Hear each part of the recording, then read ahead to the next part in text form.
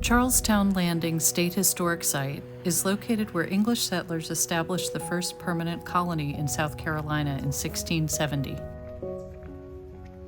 The site is located on a marshy point along the Ashley River, a couple of miles upstream and across from today's city of Charleston.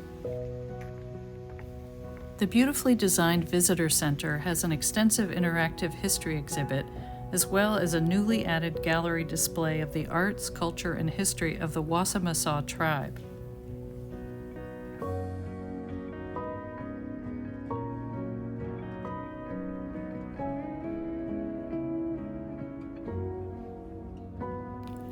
I always appreciate the park system's efforts to include a balanced narrative of the complex past and present of our country that both acknowledges the hard truths of colonialism and honors all of the different peoples who have been and are a part of the story.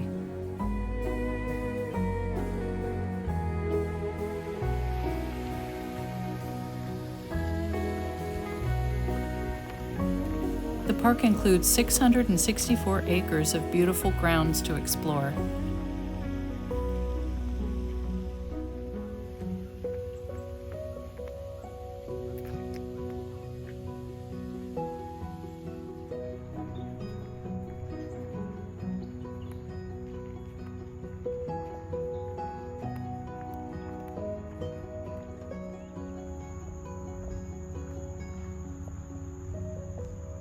On the way to the animal forest, visitors pass the site of a cemetery where enslaved African Americans were buried. It was only identified as such after the many artifacts buried with people there were excavated in the 1970s. Graves were not marked, and the site was allowed to return to a natural state. Since then, the understanding and appreciation of the culture of the site has grown and is now preserved to honor those at rest there. The animal forest is a natural habitat zoo that is home to animal species that settlers would have encountered in the late 17th century before colonization drove many of them out, including elk, red wolves, bison, pumas, and bears, among other animals still commonly seen today. Renowned naturalist Jim Fowler was a key contributor to the design of the habitat enclosures, which strive to provide as natural an environment for the animals as possible. I have to admit, I'm still not a fan of zoos, but I appreciate the mission of public education.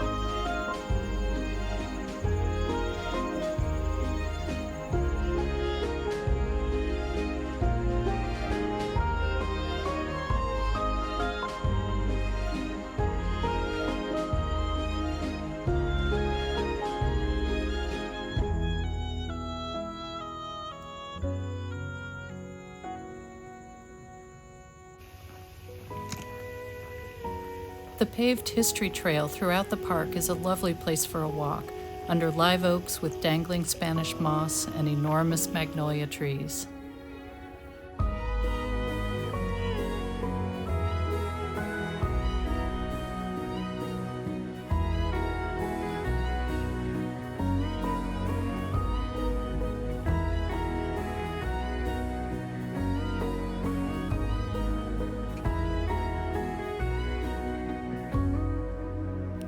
There are tables for picnicking and benches for sitting and looking out over the low country marshes.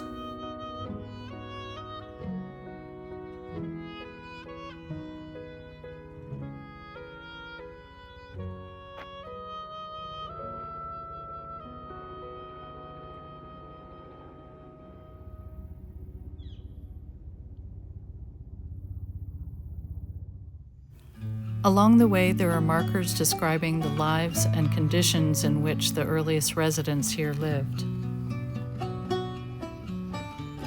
A replica built in 2007 of a common lodging represents the type of housing the enslaved people and indentured servants who were the backbone of the labor and subsequent success of the community may have lived in.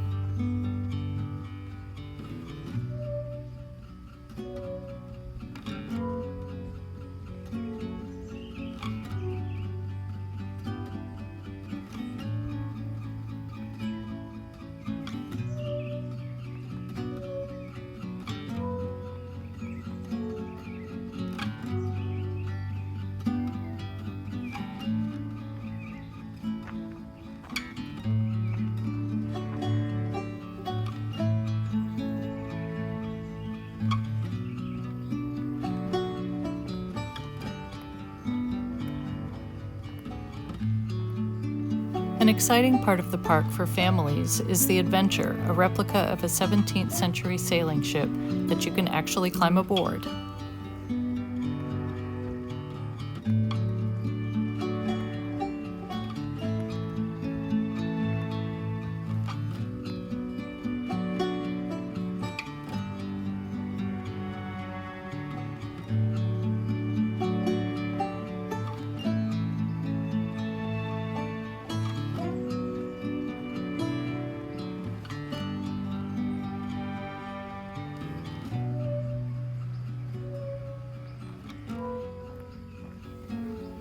One part of the park that I was unable to see because an event was being set up there was the Laguerre Waring House and 80 acres of gardens. I'd love to go back on a spring day to see them.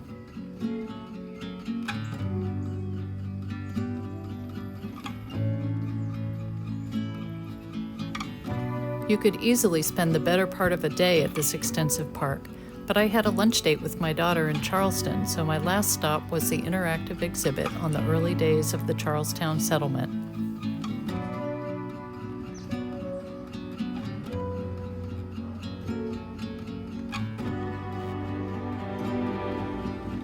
If you're interested in colonial history, you could easily spend an hour or more of your visit here.